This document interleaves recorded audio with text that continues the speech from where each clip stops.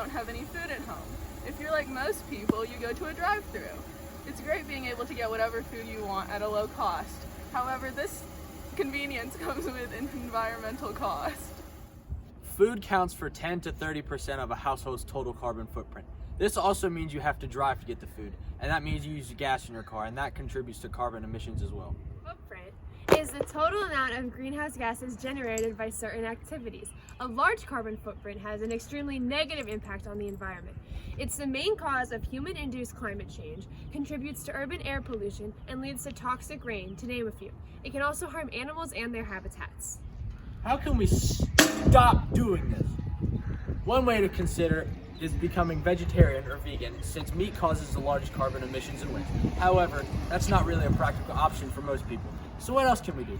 Growing your own food and composting instead of buying manufactured food can help tremendously.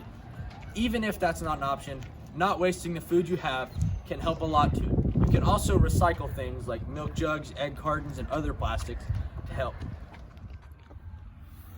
Okay, so this is the good part. $3.99 burgers. They're cheap, they're fast, and they might even taste good to you. And that's just all. It's glitter and rainbows and sparkles, and those are good. But the bad is that there's no clean air because meat production and meat processing contributes to air pollution, and that makes it hard for us to breathe, and it's bad for the environment. This meme represents the uglier side of food production.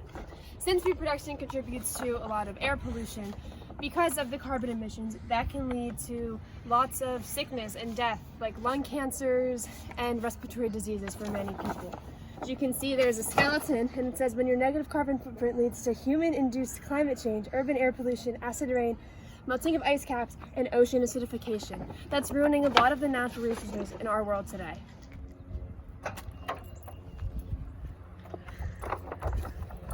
This meme represents how, even though becoming vegetarian might lower your carbon footprint, it's not very practical for most people.